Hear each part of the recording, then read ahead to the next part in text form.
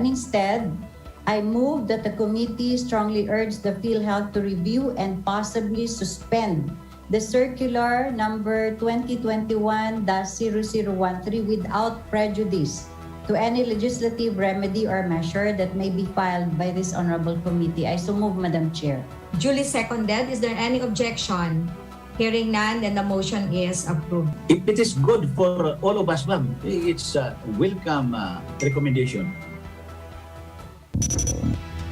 You just heard from the House Panel on Health calling for the suspension of Philhealth Circular 0013, which halts payments to hospitals being investigated for fraud.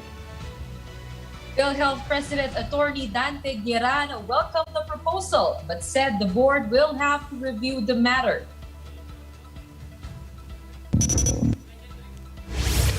Good evening, I'm Gretchen Ho. And I'm Robbie Alampayo watching The Big Story. Let's start with House lawmakers voting to suspend Philhealth rules denying payments for hospitals being investigated for fraud. Hospital groups are also demanding Philhealth to release billions of claims still pending with the state health insurer. Mobile journalist Jacob Lazaro has the big story.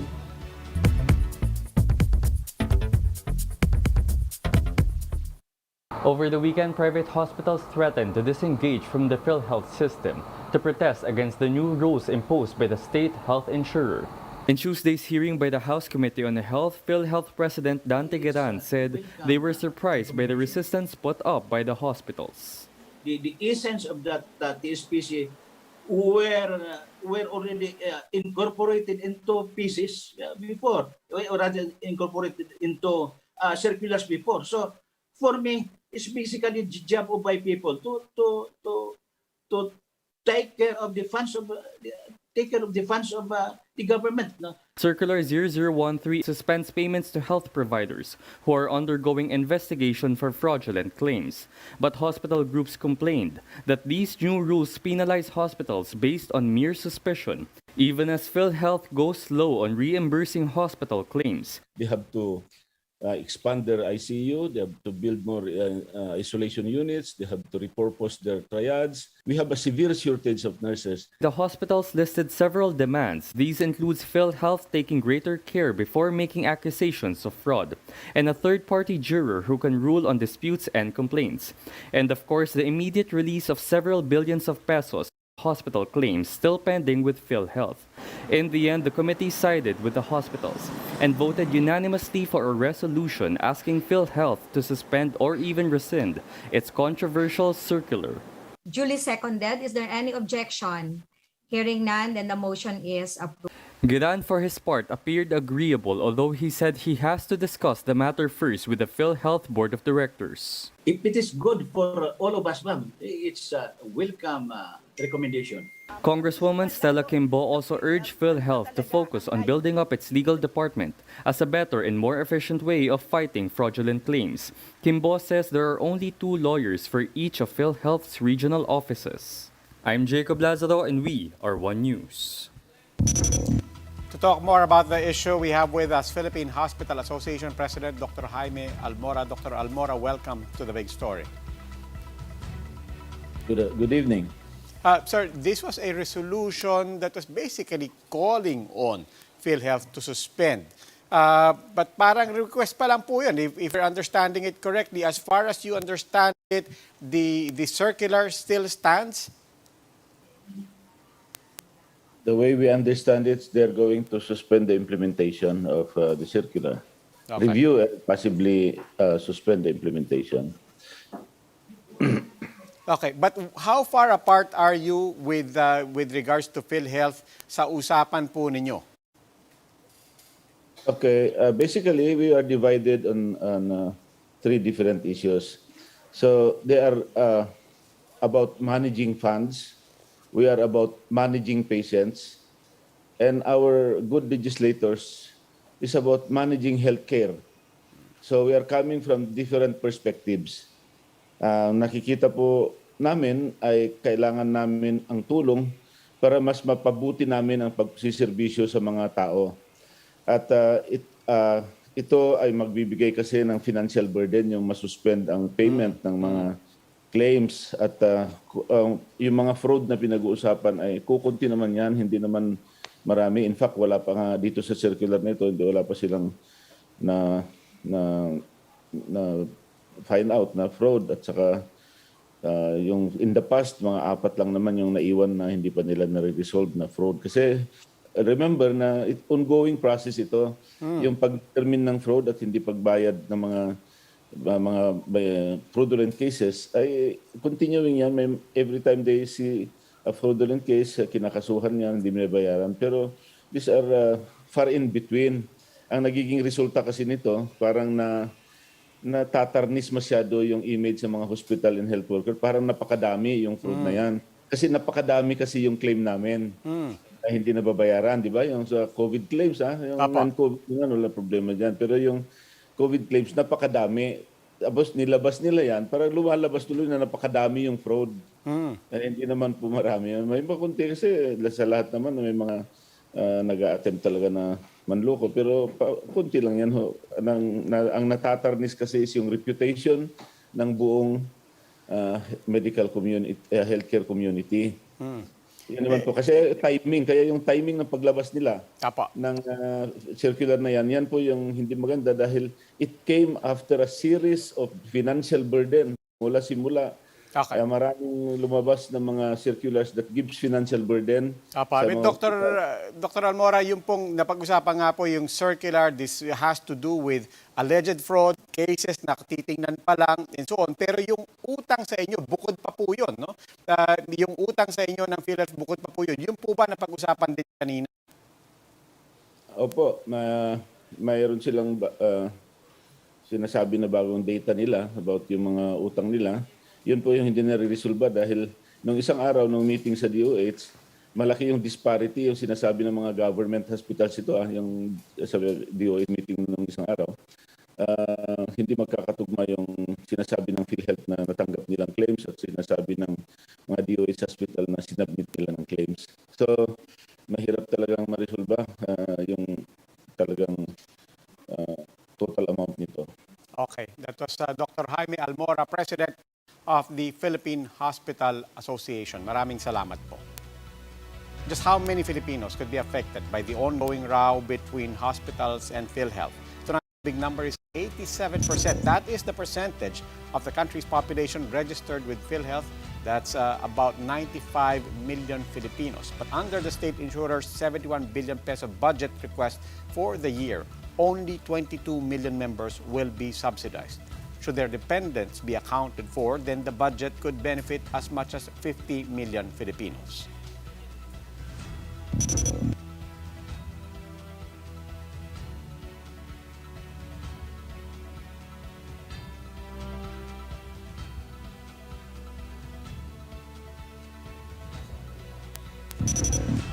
And these are the other big stories tonight. 20,000 healthcare workers may get to receive their special risk allowance starting tomorrow, but a group of medical frontliners still threaten mass resignation as thousands more will not benefit from the distribution. President Rodrigo Duterte has accepted PDP Laban's offer for him to run as vice president next year, but his longtime aide has yet to accept the party's endorsement to be Duterte's running mate. And the multiverse is cracked open once more in the first trailer of Spider-Man No Way Home. The big scenes after the break. Multiverse is a concept about which we know frighteningly little.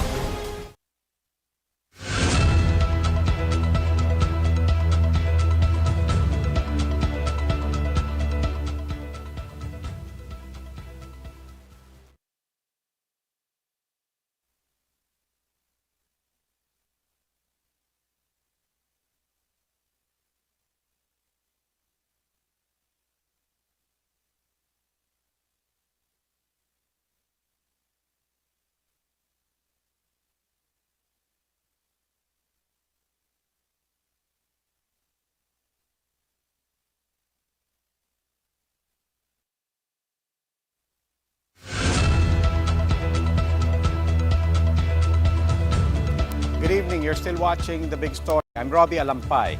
The special risk allowances of medical frontliners directly exposed to COVID patients are set to be disbursed tomorrow. But for healthcare workers groups, all health frontliners should receive SRAs. Marian Enriquez with the story.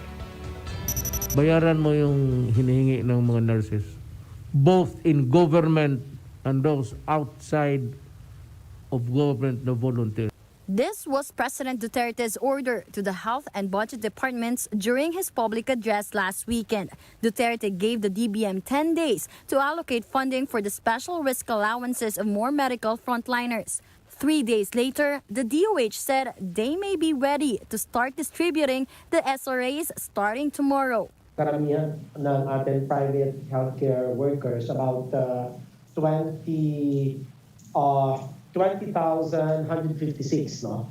Ilalabas ito, 311 million. The DBM confirmed this, saying they have obtained funds from the Miscellaneous Personal Benefits Fund. In-evaluate over the weekend yon, pupunta sa akin para i-review. Tapos kung okay na, di gagawa na ng release document yon. But the nurses group said beneficiaries should total more than 20,000. Magandang balita yon, pero sana gawa ng paraan na lahat ng health workers ay mabigyan.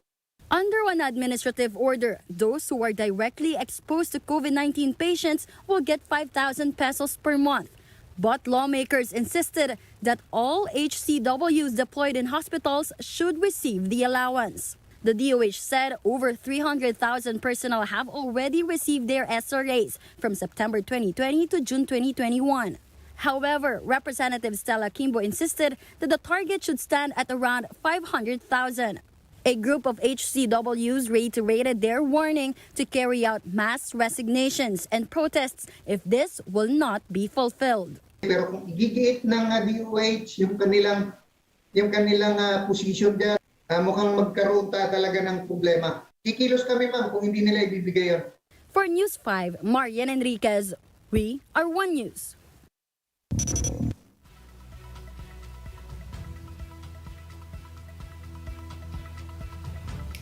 The Philippines is climbing higher in global rankings, but not the good kind. Malacanang presented latest global data on total COVID-19 cases, with the country climbing 2 notches to 17th place, with over 1.8 million infected Filipinos since the pandemic started.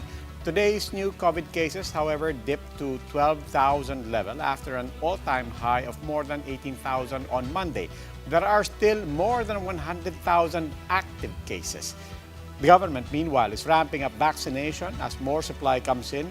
The DOH emphasizes that a bulk of those hospitalized for severe COVID infection are from the unvaccinated population, at 70% of cases.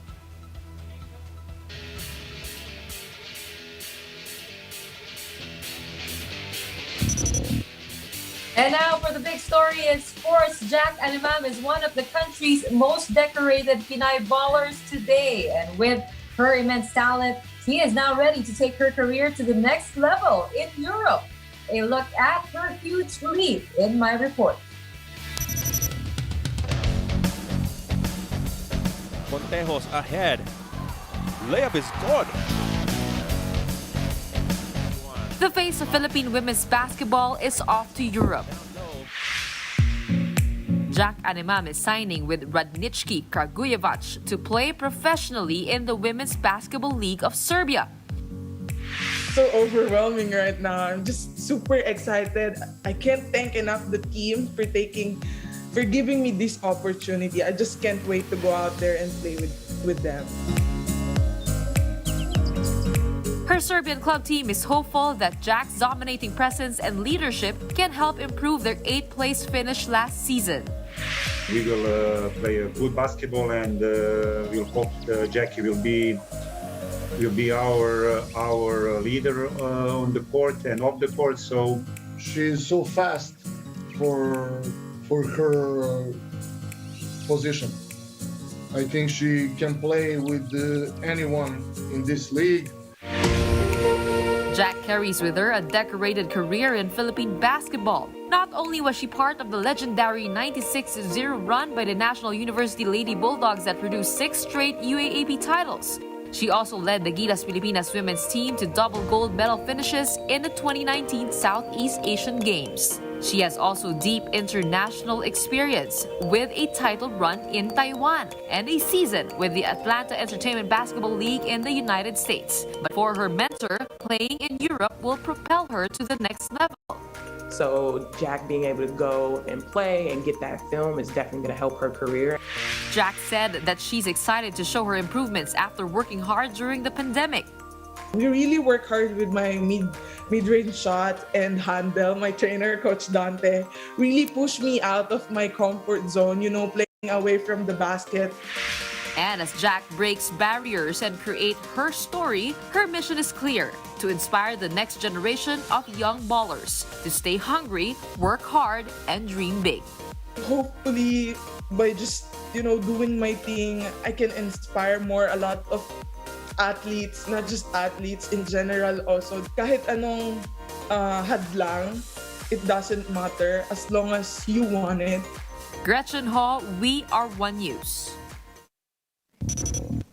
Time for another quick break. When we return, President Duterte may be out to extend his hold in government as he reportedly accepts his party's offer to run as vice president next year.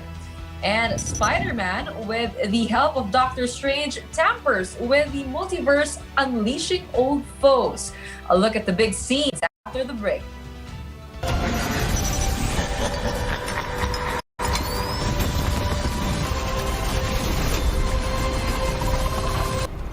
Hello, Peter.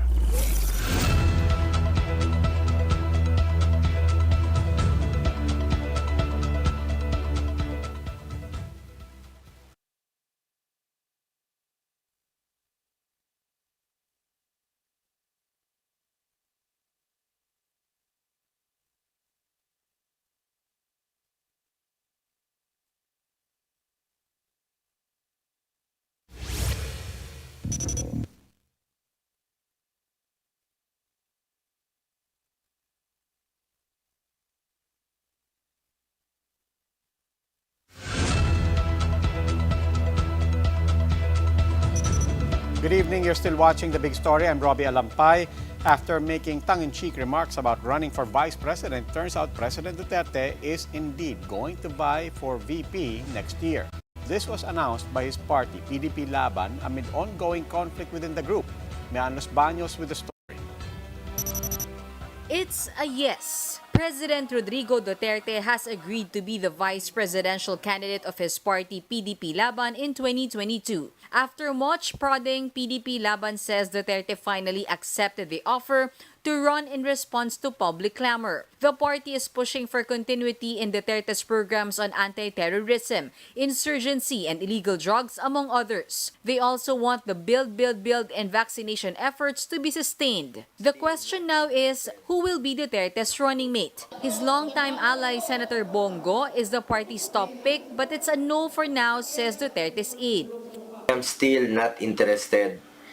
Nakatutok ako sa aking tungkulin bilang senador upang PDP Laban also released an initial lineup of their senatorial candidates, which includes 1 congressman and 4 current cabinet members. Senator Coco Pimentel, who leads a separate PDP Laban group along with Senator Manny Pacquiao, says no vice presidential candidate has been picked yet. He adds that choosing a VP candidate before naming a presidential bet is unheard of. If Duterte's VP bid pushes through, he will be running against Senate President Tito Soto. The Lacson-Soto tandem will make their formal announcement on September 8. Senator Richard Gordon also expressed intention to join the presidential race. Should he run, who would be his likely partner? I'm looking for a public health person. We have to get out of COVID. And I will need somebody other than my Secretary of Health and other than the Congress to be sure that somebody is on the ball. Gordon says he's open to having an alliance with Isang Bayan. He also had talks with Vice President Leni Robredo and is planning to have another one. Gordon plans to announce his decision by next month or on October. Reporting for News 5, Mean Los Baños, We Are One News.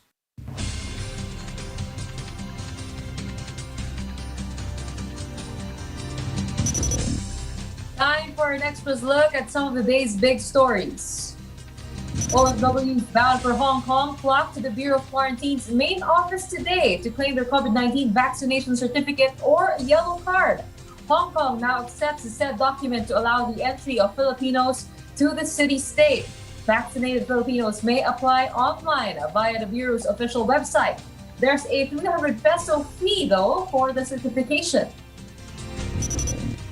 The Bureau of Internal Revenue reminds social media influencers as well as players who earn through online games like Axie Infinity to pay their taxes. But the Bureau clarifies those earning below 250,000 per year are exempted from income tax. Still, the BIR urges all players and influencers to register and declare with the agency. Comelec vows to look into its contractor F2 Logistics over its supposed links to Davao-based businessman Desus Uy. F2 Logistics has been awarded the contract to deploy election equipment. Poll watchdog Contra said there might be a conflict of interest as Uy is a known ally and a campaign donor of President Duterte.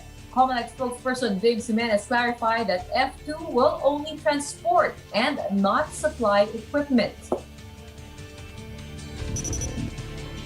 Over in Afghanistan, the Taliban government is slowly building its stronghold after their takeover last week.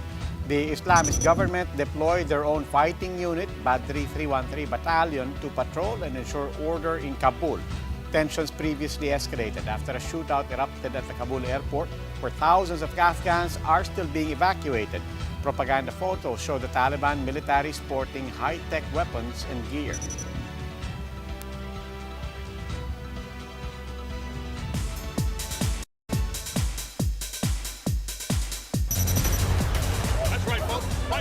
The much-anticipated trailer of Spider-Man No Way Home just broke the internet. An hour after its upload, it garnered 1.3 million views, 240,000 likes, and thousands of comments on YouTube alone. The trailer picks up where Far From Home had left off, the world learning about Peter Parker's secret identity through Mysterio. A troubled Peter seeks the help of Doctor Strange to undo the revelation. I'm sorry to bother you, sir. Please, we're safe to have the universe together. I think we're beyond you calling me sir. Okay, Steven. That feels weird, but I'll allow it. But the move results in the tampering of space-time and the multiverse. Multiverse is a concept about which we know frighteningly little. The trailer also gave glimpses of villains from previous Spidey movies.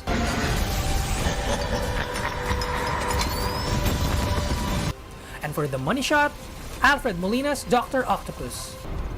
Hello, Peter. Hashtag Spider-Man No Way Home top Twitter's trending topics. And related terms, most notably, Toby. While he is not in the trailer, fans have long speculated that the OG Spider-Man, Tobey Maguire, will be part of the movie. No Way Home will be in cinemas Christmas Day. Nick Garcia, We Are When News. A 32-year-old medicine graduate was supposed to prank his mother after he passed the physician licensure exam on his second try, but he just couldn't seem to hold himself together.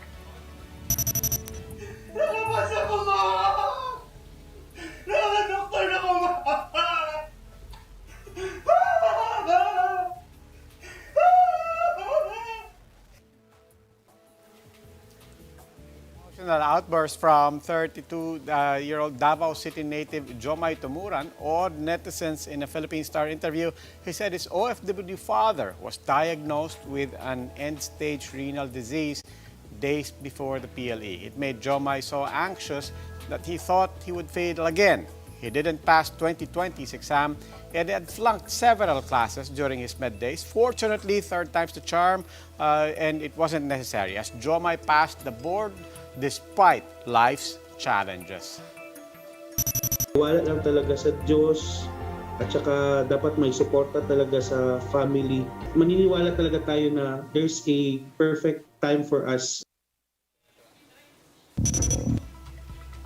Ganun kumontra sa mga bad news, laban lang ng laban, di ba, partner? Kay Jack Animam lang. Let's all take some inspiration from that also, di ba? I remember we did a podcast with her. Kinukwento niya nga dati. People didn't want her to continue. Sabi, walang pupuntahan yan. But where's she going now? Europe. Pagkatapos yung kay Jomai, really inspiring story, very moving, napakaganda talaga nung video niya. And speaking of board exams, my brother is also taking his exam. He is reviewing crunch time for his specialty in infectious diseases. So I hope we would do the same kind of video at pumasa ka kung nanonood ka sa bahay ngayon. Sure na yan. Claim it, claim it. Well, that wraps up today's big story. Catch us again tomorrow at 8 p.m. on Signal Channels 8 and 250. Please like our Facebook page, One News. For more in-depth analysis, visit our webpage, onenews.ph. Mask on. Wash hands. And stay safe, Philippines. I'm Robbie Alampay. I'm Gretchen Hall. We are One News. Have a good evening.